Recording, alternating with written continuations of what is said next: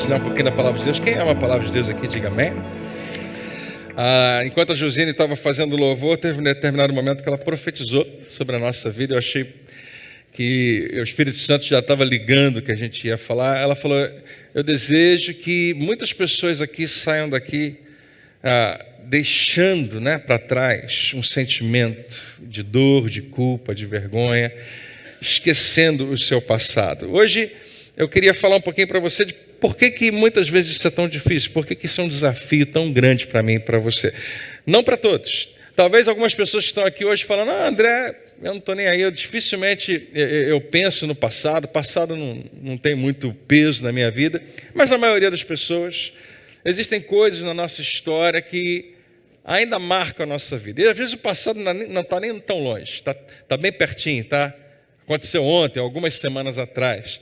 Então, queria falar um pouquinho para você sobre por que Deus fala tanto sobre esse assunto, sobre culpa, sobre vergonha, sobre pecado, né? E o que Ele causa na gente. Algumas semanas atrás, falando sobre céu e inferno, sobre eternidade, eu fiz algumas perguntas aqui na igreja que deixou as pessoas pensando se elas queriam ou não responder publicamente. A pergunta mais normal que a gente fez aqui foi: quem já pecou? E você acredita que tem gente que não levantou a mão? Porque a pessoa pensou: eu já pequei, mas será que eu quero que todo mundo saiba disso, né? Será que eu vou levantar minha mão? Quem já mentiu, quem já roubou, quem já enganou? E se você for, nesse momento, com você mesmo honesto, você sabe, não apenas isso, mas outras coisas também. Nós não temos dificuldade de julgar quando acontece na vida de outras pessoas. Nós, às vezes, somos até rigorosos em que justiça aconteça quando é outro que praticou o mal. Mas quando é com a gente, muitas vezes, a gente tenta justificar de alguma maneira, mas no final das contas, justificado ou não, o sentimento continua lá. O sentimento de culpa, o sentimento de condenação pode ser extremamente perigoso. A Bíblia fala sobre isso. Fala que faz parte da vida. Nós erramos, nós nos sentimos mal. Mas não permita que isso escravize você. É mais ou menos isso. Se você daqui a pouco precisar ir embora, a luz acabar aí na sua internet, esse é o principal que eu queria que você soubesse hoje. Não deixe que um sentimento escravize a sua vida. Porque Deus fala a respeito disso para mim e para você, que Ele tem um plano tão grande, tão maravilhoso, tão alto para mim e para você, que pode ser perdido quando nós permitimos isso na nossa vida. Quando eu era, talvez, os meus 10 anos de idade, eu não lembro exatamente, mas ainda na minha infância, eu acho que eu já contei essa história aqui. Foi um episódio marcante para mim. Foi um dos momentos em que eu cometi um pecado que eu considerava muito grave, e tinha uma preocupação imensa das repercussões daquele pecado. Quando você é criança, os pecados não são tão grandes assim, né? Na nossa ótica. Na verdade, nós temos uma impressão de que pecado ele pode ser, em geral, classificado. Nós entendemos que existe talvez, e alguém disse para a gente que não, mas será que existe isso? Você conhece essa musiquinha? Ninguém conhece? Pecado, pecadinho, pecadão. Não? Alguém já falou para você que não existe pecado, pecadinho, pecadão? Que tudo é uma coisa só? Nós classificamos como pecadinho alguma coisa que, por favor, todo mundo faz e ninguém sofre com isso, não é tão mal assim. Nós às vezes falamos que mentir é errado, mas uma mentirinha branca, de vez em quando, não tem problema. Nós achamos que existe algum nível de engano que é tão pequeno que não vai causar tanto mal, não vai causar tanta consequência. E nós entendemos que é um pecadinho. Nós entendemos que pegar, alguém que rouba comida para sobreviver, obviamente não deveria ser julgado com a mesma dureza, com o mesmo rigor que alguém que cometeu um ato hediondo por maldade, por simplesmente se posicionar como alguém que tem autoridade e poder contra o outro e fazer mal. Nós vivemos num mundo de relativismo e a gente identifica dessa maneira, né? Não, ele fez errado, mas o outro fez muito mais. E alguém já chegou para mim, para você, na esfera cristã, e disse, não existe isso. Para Deus tudo é pecado. Na verdade, a Bíblia fala que todos pecaram. A questão é que, como eu falei para você agora há pouco, nós temos uma facilidade muito grande de nos tornarmos juízes das pessoas. Nós acreditamos que nós sabemos como alguém deve ser julgado. Até o momento em que a gente vai ser julgado, até o momento em que eu estou no banco do réu, aí é coisa diferente. Aí eu consigo arrumar um jeito de justificar. Ou quando é o meu filho, ou quando é a minha filha, ou quando é a minha esposa. Não, a gente precisa questionar mais. Mas quando são as outras pessoas, é fácil nós aplicarmos o julgamento. Quando eu tinha mais ou menos 10, 11 anos de idade, eu falei para você, eu estava no playground do meu prédio e era daqueles pátios onde quem está na janela consegue ver as crianças brincando lá embaixo. E eu não falava palavrão, achava palavrão a coisa mais horrível do mundo. Quando saiu, primeira vez um palavrão pela minha boca, eu achei que eu tinha que lavar a boca com sabão, de verdade. E não casava bem com a minha voz. Você sabe que tem crente que peca mal, você já percebeu, né? Não consegue pecar direito. Quando vai pecar, peca meio errado. E quando eu falei palavrão, e eu falei algumas vezes na minha infância e adolescência, hoje eu quase não falo. Hoje eu falo só inglês, porque eu acho que é menos doloroso, mas já me meti em apuros porque falei inglês, não deveria ter falado, né? Mas eu abri a boca e falei um palavrão porque tinha um grupo de amigos falando. E nós estávamos debruçados para um lugar e não tinha ninguém lá embaixo para ouvir nossos palavrões, mas a gente queria ouvir a nossa voz ecoando. Nós não estávamos xingando ninguém especificamente, mas nós estávamos falando aquelas palavras. E eu falei um palavrão muito feio. Bambi. E eu falei dali de cima, bem alto. E logo depois que eu falei, a minha voz ecoou, outra voz ecoou. André.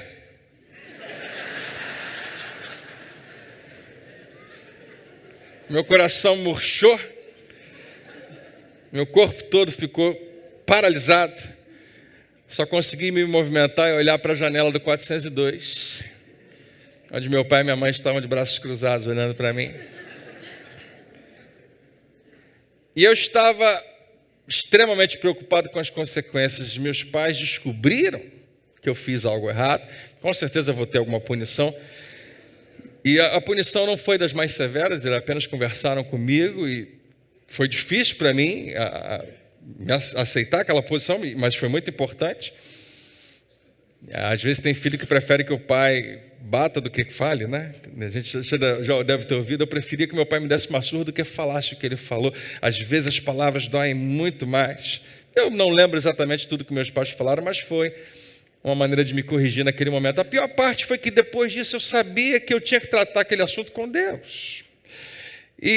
Como é que se trata isso? Eu pequei, eu errei, eu fui numa outra direção. E todos nós já tivemos momentos assim na nossa vida, não importa qual é a sua origem, qual é a sua religião. Alguém ensinou você no que você deve acreditar, em quem você deve acreditar, no quê, e você, é claro, acreditou.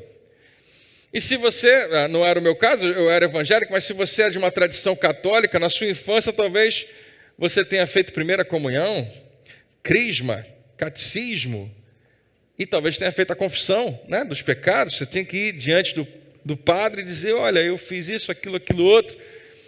E você recebia ali uma penitência, teria que rezar algumas coisas, ou fazer algumas coisas, para se ver livre do peso daquele pecado. Se você cresceu numa outra tradição espírita, talvez tenha participado de algum ritual, seja o que for.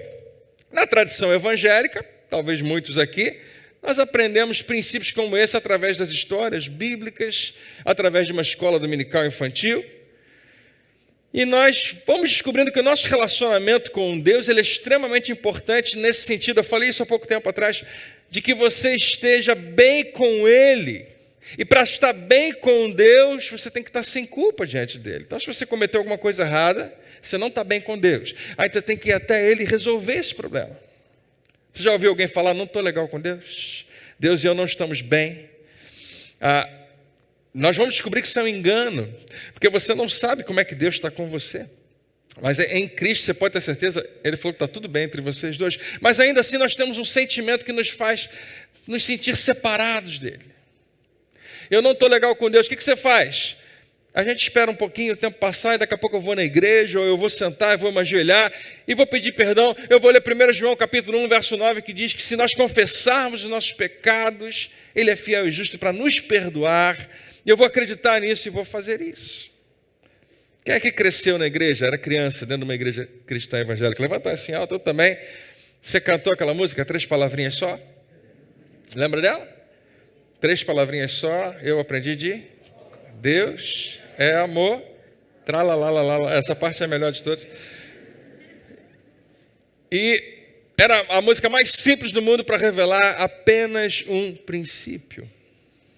Depois começa a ficar um pouco mais complexo. Pedro, Tiago, João no barquinho, no mar da Galileia, tem um monte de coisa que acontece naquela música. E é difícil, eu lembro que durante um tempo eu achava que era Pedro, Tiago, João e Marquinhos, eu não sei, ele não aparece como discípulo de Jesus, mas podia ser. Eu não cantei Sou uma Florzinha de Jesus por uma questão de masculinidade, não podia aceitar. Mas eu acho que a primeira música que realmente marcou a minha memória foi a minha tia que me ensinou, e não foi na igreja, foi em casa, que era a música do sabão. Todo mundo conhece? Não? O sabão lava o meu rostinho, lava o meu pezinho, lava minhas mãos. Mas Jesus, para me deixar limpinho, quer lavar meu coração. Vamos para a segunda parte daqui a pouco. Eu me via naquela tarde, voltando para casa, falando com meus pais, ouvindo tudo diante de Deus. Antes de dormir, eu fui tomar um banho e eu me ensaboei todo. E eu não lembro de pensar isso, mas eu me lembro de pensar isso em outros momentos. Como eu queria ser lavado de verdade. Como eu queria que alguma coisa me limpasse mesmo. E alguém veio aqui em cima, no púlpito, ou na igreja, onde quer que seja, numa escola dominical, e falou: André, Jesus te purifica completamente. E embora eu acreditasse naquilo, ainda assim o sentimento estava lá. E a impressão que eu tinha é que eu não tinha sido realmente limpo. Aquela música continua dizendo: quando o mal faz uma manchinha, eu sei muito bem quem pode me limpar. É Jesus, eu não escondo nada. Quando criança, eu não entendia essa expressão, eu não escondo nada. Significa, se você esconde, significa que você não precisa do perdão dele. Eu me garanto sozinho, mas quando eu me abro, quando eu coloco tudo à luz, quando eu sou transparente, eu peço misericórdia. E a música dizendo: ele pode apagar tudo. E embora, mais uma vez, eu e você cresçamos aprendendo isso, nós nem sempre realmente vivemos isso. Há uma questão que parece que vai circulando a nossa vida vez após vez, tempo após tempo. E há pessoas que estão andando com Jesus há 3, 5, 10, 20, 30 anos e ainda assim elas não têm essa resposta muito clara. A resposta para uma pergunta que todo mundo faz, mesmo que não seja com essas palavras. Mas a pergunta que eu coloquei aqui para você: existe alguma coisa que realmente nos limpa completamente? Existe alguma coisa que realmente pode pegar a minha consciência a respeito do pecado e tornar ela limpa? Porque todo mundo já cometeu um erro tão grave, tão grave, que você não quer contar para ninguém. Se eu chegar para você e falar: compartilha com quem está do seu lado esse erro grave. Não, pastor, hoje não. Né? Você não quer contar ele para ninguém, você não quer que ninguém fique sabendo. Mas uma coisa com certeza você fez: você foi pedir perdão a Deus. Você foi pedir que Ele perdoasse você dos seus pecados. Em algum momento você deve ter dito: eu preciso que o Senhor realmente me purifique. Só que não foi só uma vez. A gente comete pecados uma vez, após outra, e é justamente por causa da nossa frequência em errar que o nosso relacionamento com Deus pode se tornar meramente tradição, pode se tornar meramente ritual, pode ser apenas uma reza, pode ser apenas alguma coisa que eu faço para, em algum lugar dentro de mim, marcar e dizer: eu estou legal com Deus, mesmo que eu ainda não continue, que eu não consiga me sentir ainda assim. Porque quando você é criança, os pecados são do tipo desobedecer os pais, contar uma mentira, colar na escola, xingar uma pessoa. Mas na vida adulta, essa questão fica um pouco mais complicada. E produz um sentimento de condenação, de culpa, de vergonha muito grande associado àquele erro. E eu não vim aqui para fazer você pensar muito nisso. É essa fase da vida que a gente nem quer lembrar. Aquele momento da nossa história que a gente prefere deixar para trás.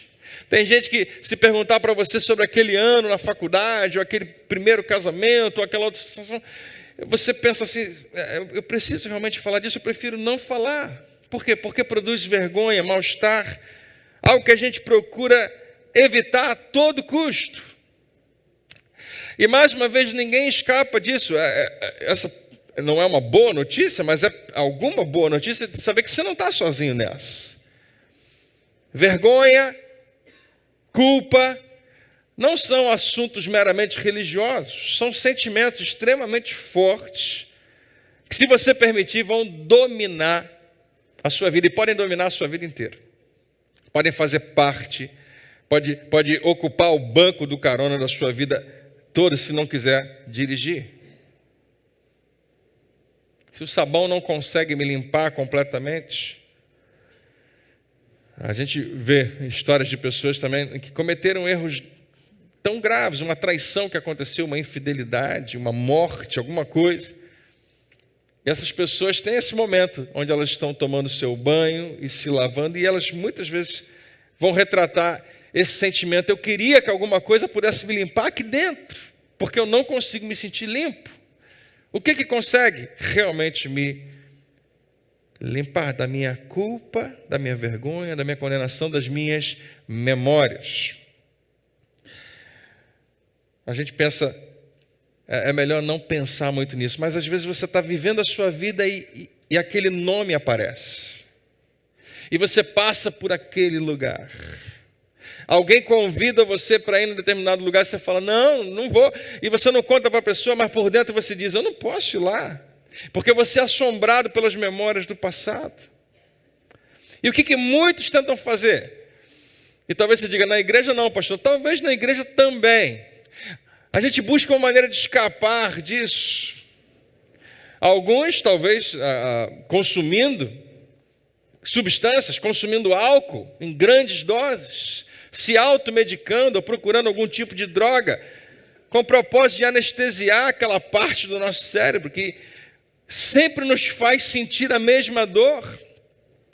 Tem gente que se ocupa mais, é uma ótima ideia, né? Quando você se ocupa, você não tem que pensar em algumas coisas, mas quando a gente usa apenas para fugir, aumenta a sua carga de trabalho. Tem gente que aumenta a quantidade de filhos, já aumentou a quantidade de trabalho também aí, e mesmo sem perceber, você está numa constante luta contra uma consciência que está cheia de erros, pecados, más intenções, rancores, remorsos, culpa e vergonha. Será que existe alguma coisa que realmente pode nos limpar, pode nos purificar, pode nos lavar totalmente, completamente? Ou pelo menos alguma coisa que, ainda que eu me lembre do passado, ainda que eu tenha memória, eu estou tão bem, eu estou tão bem resolvido, que não dói mais, que eu estou tranquilo, apesar do que aconteceu. E mais uma vez, a próxima etapa que todos nós fazemos o que todo mundo faz, nós buscamos uma justificativa. Nós sabemos que é um ditado popular, mas para nós é muito mais do que isso. É um manual de vida dizer que errar é humano. Para algumas pessoas é a seguinte maneira: se você é humano, você tem a obrigação de errar. Errar faz parte da nossa humanidade. E essa é uma ótima justificativa frequente na nossa vida. Até em coisas que não são nem justificáveis. Pode ser injustificável, mas quando alguém vai te confrontar, você fala, errar é humano. Ou, ninguém é perfeito. E é verdade, errar é humano, ninguém é perfeito. E já que ninguém é perfeito, por que eu tenho que ser? Mais uma vez, essas verdades são usadas por mim e por você como meio de justificativa. É algo que eu estou querendo muito me convencer e acreditar. Eu era muito novo, eu era muito inexperiente. Você sabe que aquele dia aconteceu, eu estava mal naquele dia. Foi por isso, não estava legal, eu estava nervosa naquele dia. Eu fiquei sozinha, eu estava fragilizada por causa disso. Eu estava sem dinheiro, ninguém me ajudou, ninguém me ensinou a fazer o que era certo. André, mas isso não é uma justificativa plausível? Você não acha que alguém podia ter ajudado? Você não acha que alguém podia ter ajudado? Você não acha que ela não deveria ter ficado sozinha? Concordo totalmente com você. Sem dúvida, tudo isso pode ser verdade. E mesmo sendo verdade, e mesmo que você se convença de que é suficiente, eu tenho uma boa justificativa para o erro que eu cometi. Ainda que você se convença disso, lá no fundo você sabe que a dor continua lá. Você não consegue ser limpo. Aquele mal-estar, aquela culpa, aquela vergonha permanece lá. Não é, talvez o tempo todo, mas está sempre lá, seguindo você igual uma sombra. Onde você quer chegar, André? Se existe uma raiz espiritual, ou religiosa, ou moral nessa questão, se existe um âmago, eu queria que você soubesse que a questão é única. A questão de tudo isso é perdão. Frequentemente a gente prega aqui sobre a necessidade que você tem de perdoar os que fizeram mal contra você. Hoje eu queria que você lembrasse que, além disso ser muito importante, nós temos uma sede muito grande de sermos perdoados. E de verdade. Saber que aquela dívida realmente está paga, está cancelada. A questão é perdão. É eu me perdoar. Deixa eu falar, abrindo meu coração para você, eu sou uma daquelas pessoas muito parecidas com você, que quando lembro de algumas coisas tem dificuldade de me perdoar. Quando algumas memórias me assombram, eu não aceito o que eu fiz. E eu tenho dificuldade de me perdoar. Mas é possível. Será que é possível eu chegar numa posição onde eu me perdoo de um modo que, uma vez que eu sei que eu sou, e eu até me sinto perdoado, acabou, pronto. Eu não preciso nunca mais me preocupar com isso. E toda vez que aquele pensamento voltar, porque ele vai voltar, e sempre que eu sentir a mesma coisa, sempre que eu vi aquela pessoa outra vez, que eu vi a ele ou ela outra vez, sempre que eu passar por aquela rua, é como se eu tivesse imunizado, como se tivesse sido vacinado. Eu estou legal. Não, isso já está resolvido. Isso não causa nenhum mal na minha vida. É como se eu tivesse uma dívida com as pessoas e comigo mesmo, mas eu consegui pagar. Pronto, assunto resolvido. Será que existe alguma coisa que realmente nos limpa completamente? Toda religião, todo sistema de crenças oferece uma solução para esse problema. Nenhuma delas realmente consegue resolver, mas todas elas oferecem uma solução. Alguns de nós aqui já tentamos resolver esse dilema através de vários caminhos. Tem gente que se tornou cristão com esse propósito. Eu preciso me tornar um cristão para me ver livre das dores do meu passado. E ainda assim, parece que o que você tem não consegue realmente tornar você puro e limpo. Porque talvez se tornar cristão para você tenha sido apenas se juntar com um grupo de pessoas numa religião.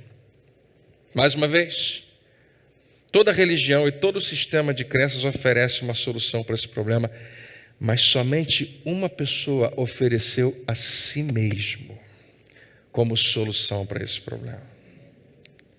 Só uma pessoa disse: eu não apenas tenho a solução, eu sou a solução. Você conhece o JB? Quem conhece? Não? João Batista, famoso. João Batista aparece no cenário da história com um propósito único: apresentar Jesus. Você deve conhecer essa mensagem. Esse mensageiro foi João Batista. Marcos 1:4, ele batizava no deserto e ensinava que todos deviam ser batizados como demonstração pública da sua decisão. Olha que legal. O que é o batismo? Uma demonstração pública da sua decisão de voltar as costas para o pecado. Diga comigo, voltar as costas para o pecado. Quem sabe qual é a outra palavra para substituir essa expressão? Arrependimento. Arrependimento é mudança de direção. Eu estou na direção do pecado e agora eu virei as costas para o pecado. Mudança de mente, mudança de direção. Vamos lá, para você decorar. Arrependimento é mudança de mente e mudança de direção. Então eles eram batizados como demonstração pública da sua decisão de voltar as costas para o pecado, para que Deus os perdoasse, para o perdão de pecados. Gente de Jerusalém e de toda a Judéia ia para os lugares desertos da Judéia para ver e ouvir João. E quando confessavam seus pecados, ele os batizava no Rio Jordão. Batizava para quê? Para que eles pudessem publicamente demonstrar a decisão de virar as costas para o pecado e serem perdoados. Ele batizava para que eles fossem perdoados por Deus nessa demonstração de que realmente precisavam de Deus. Gente de tudo quanto é lugar. Essa versão fala de gente de todos os lugares. A sua versão talvez diz que toda a Judéia, milhares de pessoas estavam indo. O que essas pessoas todas queriam? Por que vinha tanta gente para João? A gente não faz ideia. Eram milhares e milhares e milhares. A gente assiste aqueles filmes, né? Filme que fala de João Batista. Tem João e tem 5 gatos pingados perto dele. O pessoal se batizando lá, outro sim, só figurante ali. Não, eram milhares de pessoas. Por quê? Porque todas tinham exatamente a mesma sede que eu e você. E João diz o seguinte: esta era a sua mensagem. Em breve chegará alguém que é muito mais importante do que eu, tanto que eu não sou digno de abaixar-me e desamarrar as correias das suas sandálias. João está fazendo alusão ao trabalho mais simples de um servo. O servo mais simples é o que lavava os pés. Então desatava as sandálias e lavava os pés. Ele fala: nem isso eu posso ser. Eu sou tão pequeno que eu sou abaixo desse cara, diante de Jesus. E eu batizo vocês com água. Mais uma vez, para que era o batismo? Para perdão. Então a gente não pode perder o contexto. Eu batizo vocês com água. A água que eu queria que o sabão lá junto dela me lavasse o meu corpo.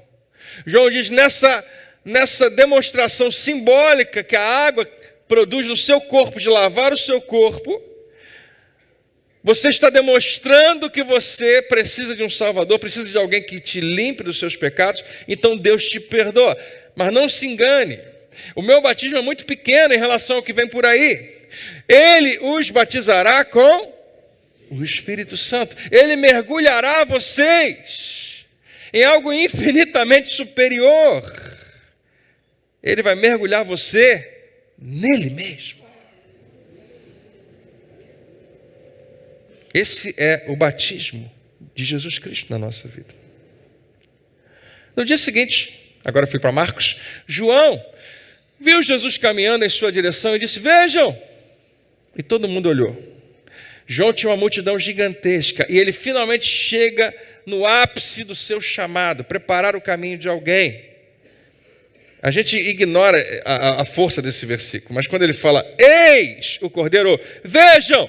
Todo mundo que estava olhando para ele agora tem que olhar para outra direção. Ele aponta numa direção, todo mundo olhando para mim, e ele aponta numa direção, todo mundo olha para lá. Vejam, é o Cordeiro. Aí está o Cordeiro de Deus, uma expressão que não era muito comum para eles.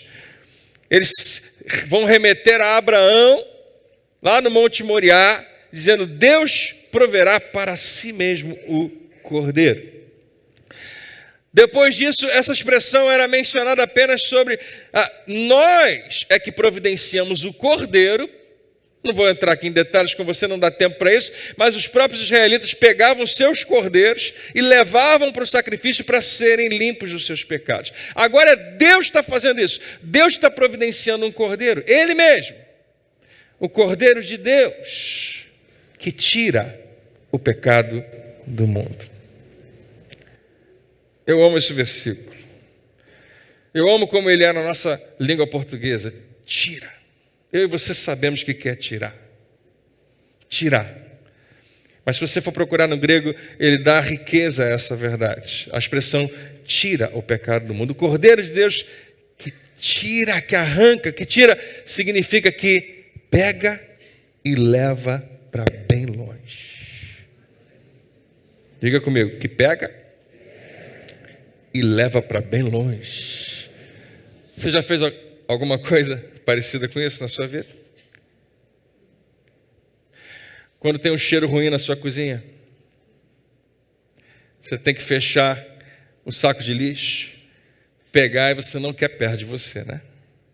Você quer o mais longe possível. Eu e você já fizemos isso, já pegamos coisas e jogamos bem longe, porque não quero ter nada a ver com aquilo. O salmista, ele tem um relance disso quando ele escreve: é ele quem afasta de você as suas transgressões, quanto dista o oriente do ocidente. É quanto ele, é o mais longe que puder estar, é o quanto ele afasta de você as suas próprias transgressões, os seus próprios pecados. Ele estava já apontando para alguém que viria e seria capaz de fazer algo que a minha consciência e a sua não conseguem entender. Sabe por quê? Porque o pecado que você cometeu está bem pertinho de você, aqui dentro. E enquanto ele estiver bem pertinho de você, aqui dentro, isso interrompe, atrapalha, muitas vezes paralisa a sua vida. E é por isso que Deus quer que você saiba e lembre disso hoje. Ele pega e leva para longe. Jesus é apresentado por João e o seu ministério começa, ele é batizado, o Espírito Santo vem sobre ele, ele vai para o deserto, ele é tentado, ele começa a realizar milagres, ele prega, ele faz coisas impressionantes, ele traz mais 12 para andar com ele treina esses 12, ele envia esses 12. O que está acontecendo é que as pessoas estão vendo uma grande revolução. Todo mundo acredita em algum momento, quase todo mundo, esse cara é o Messias, ele é enviado por Deus. Ele veio para mudar toda a nossa história. E depois de 3 anos e meio aproximadamente no seu ministério, Jesus começa a falar com os seus discípulos: gente, eu tenho uma má notícia para vocês, mas que é muito boa, eu vou morrer. O que? E eles não conseguem aceitar. Se você já leu a Bíblia, toda vez que Jesus fala isso, ninguém consegue aceitar, ninguém consegue entender. Eu vou morrer e eu vou ressuscitar. Pedro pega ele: vem cá, Jesus, vem cá, e chama ele para um lado e fala: para de falar isso, cara, você vai morrer. Que negócio é esse? Você é o rei dos reis. Você é o Messias. Messias não pode morrer. Não pode. O enviado por Deus, alguém que Deus está nele, não pode morrer. Jesus fala suavemente para Pedro: o quê? Arreda Satanás. Você está sendo uma pedra de tropeço. Eu não faço ideia de todos os sentimentos envolvidos ali, mas Jesus foi muito sério em falar: cara, não venha me fazer sentir pena de mim mesmo. É o pior sentimento que alguém pode ter.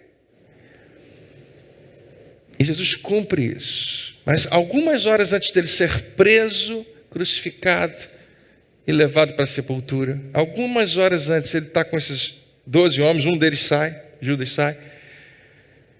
E você sabe o que acontece lá? E a gente hoje teve uma exemplificação disso, a Páscoa. A ceia da Páscoa, a refeição para selar aquele acordo de Deus com o seu povo. E Jesus muda o sentido da Páscoa, o que é doido demais. Se você fosse um judeu naquela época e entrasse de fininho na sala, entrasse na sala errada e visse Jesus falando o que ele falou, você ia ficar atordoado. Quem esse cara pensa que é? Ele fala: a partir de hoje, ao invés de comemorar Moisés e a libertação do Egito e a maravilha que Deus fez para esse povo, eu quero que vocês comemorem a minha vida. O quê? Que doideira é essa? Eu já falei para você, é como se eu chegasse hoje para você e falasse: Natal a gente vai comemorar o meu nascimento. Pastor maluco, não existe isso. Como é que eu vou trocar o nascimento de Jesus pelo nascimento de qualquer outra pessoa? E Jesus faz algo que para eles pode ser extremamente ofensivo, mas eles já estavam andando com ele há algum tempo para entender: tem alguma coisa aí. Vocês vão fazer isso em memória de mim, porque esse cálice agora é uma nova aliança.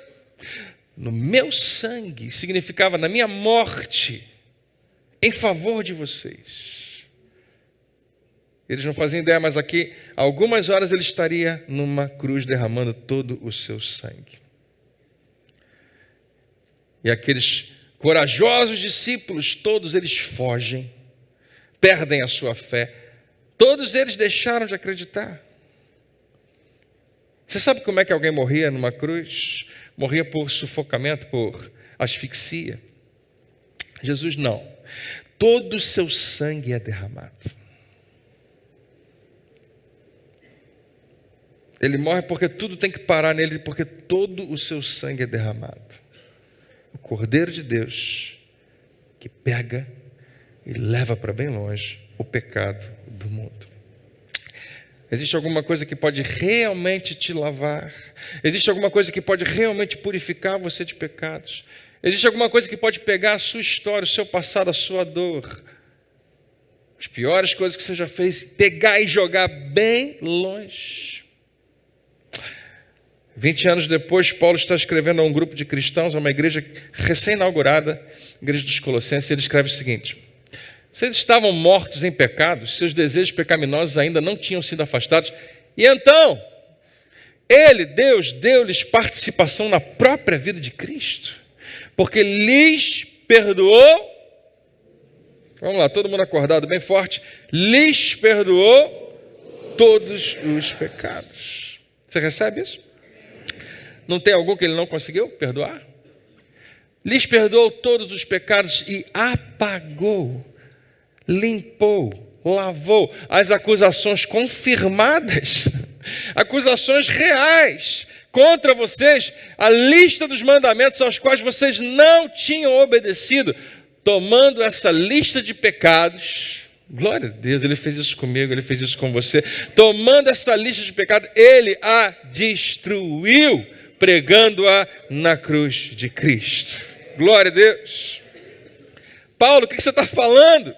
Você está dizendo que tem alguma coisa que pode realmente nos limpar completamente? O que pode fazer isso? Nada que você possa fazer. Nada que uma oração ou alguma coisa, algum sacrifício seu consiga fazer. Somente o sangue do seu Salvador Jesus Cristo. Porque quando ele morreu, ele cancelou a tua dívida. A sua dívida com Deus, a sua dívida com você mesmo. Teclado, pode subir aqui, deixa eu te dar uma boa notícia antes de você ir para casa hoje. A boa notícia é que, se você dizer eu não consigo me perdoar, deixa eu te dar uma boa notícia, você nem precisa. Você não precisa se perdoar porque você já foi perdoado. Você pode ficar, talvez a sua vida inteira, e se você quiser passar o resto da sua vida tentando ser livre do sentimento de culpa e procurando alguma maneira em que você mesmo possa pagar o preço para ser livre da sua culpa, da sua condenação, aí é com você, eu não tenho como ajudar você. Se você quiser passar a sua vida tentando pagar o que já foi pago, nem eu e ninguém pode ajudar você. Mas se você apenas quiser acreditar que realmente está escrito aqui é verdade, de que ele perdoou todos os seus pecados e cancelou a dívida que era contra você. Só uma pessoa invadiu a nossa história e disse para mim e para você: não é uma religião, não é um sistema de crenças. Como eu queria que as pessoas entendessem isso, tanto aqui dentro quanto lá fora, porque tem muita gente que frequenta a igreja e acredita que a igreja, ou melhor dizendo, a religião, a manutenção dos meus rituais, é o que me aproxima de Deus. Nunca foi. Seja um pouquinho mais curioso, descubra o que a religião tem feito na história desse planeta. Se Jesus viesse trazer isso para mim e para você, não faria o menor sentido. Mas ele convidou você só para se aproximar dele. Nós não podemos aceitar um pingo de religião, de religiosidade na nossa vida. Nós precisamos só olhar para uma coisa. Jesus chega para mim e para você e fala uma simples coisa: segue-me, siga-me, vem comigo. E é só isso. Os próximos passos Ele vai te dando um de cada vez. Mas a única coisa que Ele pede é isso de você. Só uma pessoa diz que não é nada disso. Não é uma religião, não é um sistema, não é uma série de regras. É uma pessoa. Eu, Jesus diz, sou a solução para o seu problema. Porque sangue de bodes e bezerros, o que Ele não pôde fazer, o que os seus maiores esforços não conseguiram resolver, o que a sua força de vontade, a sua boa intenção não faz, Jesus diz, eu fiz.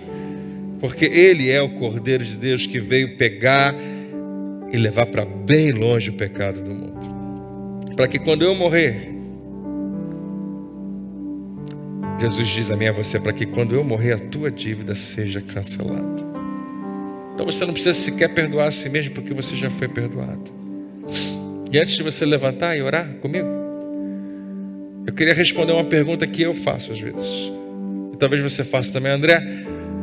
Se Ele me perdoou, se eu posso realmente ser livre, o que eu faço com as minhas memórias? O que eu faço quando eu lembro disso? A gente tem a impressão de que quando a gente lembra, porque o sentimento vem junto com a lembrança, não é verdade? Se eu pedir para você lembrar de alguma coisa agora, o sentimento vem junto. Se eu pedir para você lembrar do melhor momento da sua vida, se eu pedir para você lembrar o primeiro sorriso que você lembra que seu filho deu, você vai acabar sorrindo daqui a pouquinho, porque traz um sentimento junto com você. Se eu quiser chamar você, na sua memória, lembrar de coisas ruins, talvez o sentimento venha junto. E a gente pensa, será que isso não vai me dominar? O que eu faço com as memórias? Você precisa encarar a memória como uma ferida fechada, como uma cicatriz. Quem tem uma cicatriz aqui? No corpo. A alma deve ter também. Quando você é ferido, seja você mesmo que tenha se machucado por conta própria, alguém te machucou, você quer ser curado daquilo, você não quer que aquilo fique aberto. A não ser que você queira a pena de todo mundo. Eu lembro de uma criança que toda vez que alguém entrava para falar e ela estava com a ferida, tinha machucado, ela fazia um beicinho, olha aqui, e tirava o curativo e abria para todo mundo ver a profundidade da ferida. Não ia curar nunca, né? Se você quiser que a sua ferida fique aparecendo, que a sua dor fique aparecendo, ela vai aparecer para sempre. Mas o que é uma cicatriz? Eu lembro de ouvir mais de uma vez de homens e mulheres que tem um divórcio na sua história, tem um divórcio. Eu falo, André, a dor do divórcio é muito ruim, mas você sabe o que mais eu acho que me assombra? É viver o resto da minha vida com essa marca. É viver o resto da minha vida sabendo que tem algo aqui. Às vezes não é um divórcio, às vezes é uma derrota em alguma área da sua vida. Eu tenho que carregar uma marca comigo para o resto da minha vida. E eu tento ajudar essas pessoas a repensar aquilo. Porque é como uma cicatriz. Uma cicatriz é uma lembrança de uma ferida? É. Eu tenho uma cicatriz aqui na minha perna que eu sei exatamente como eu consegui. Outra no joelho também, outra na cabeça também. Outra aqui no meu braço. Eu lembro da história de como a ferida aconteceu. E você também lembra das suas. Você sabe o que a gente falha em lembrar? Que aqui também tem uma história de uma cura. Que aqui também tem uma história de uma restauração. Que aqui também tem uma história do que Deus consegue fazer quando você está ferido. Eu acho que talvez seja a parte mais fácil, se você aprender a lidar com as suas memórias dessa maneira. Não é a marca de uma dor que o inimigo causou na minha vida, que alguém causou na minha vida, o que eu mesmo provoquei na minha vida. Pode ser uma marca também da misericórdia, da graça e da fidelidade do meu Deus. Porque fechou essa ferida. E eu não vou ficar mostrando ela para mais ninguém. Eu não vou ficar preocupado de modo algum se alguém está achando alguma coisa. Fechou, acabou, ficou para trás. O que era fracasso, culpa e vergonha, agora vai ser para mim a lembrança e o memorial de que o meu Deus é fiel, sempre foi e sempre vai ser. Então daqui para frente, quando você pensar no seu passado, e você ouvir aquele nome, ou você lembrar daquela história, ou passar por aquele lugar, Comece a deixar que as suas memórias sejam as lembranças de algo que Deus fez na sua vida. Ele fez algo novo depois daquilo tudo. Ele transformou você, Ele revelou misericórdia, Ele trouxe você até aqui. Ele fez você crescer, mesmo depois do sofrimento. Não serão lembranças de culpa, de vergonha, de fracasso, mas serão lembranças do perdão, da graça e do amor de Deus. Se você recebe, diga amém. E pode demorar um pouco. Algumas pessoas queriam que fosse mais rápido. Às vezes não é. Talvez seja um tempo e você se esforce de maneira concentrada. Talvez para outros seja necessário todo dia dizer para Deus em voz alta: Pai, obrigado. Eu lembro que eu fiz aquilo, eu sei que eu errei. Mas esse pecado me faz lembrar que através do sangue de Jesus, Ele foi tirado, Ele foi levado para longe de mim. Ele não faz mais parte da minha vida. Tem alguma coisa que pode realmente lavar você? O sabão pode ajudar do lado de fora. Mas o que pode realmente te purificar é só o sangue de Jesus. Graças a Deus, eu e você temos livre acesso a esse perdão. Você recebe? Vamos ficar de pé, vamos orar juntos?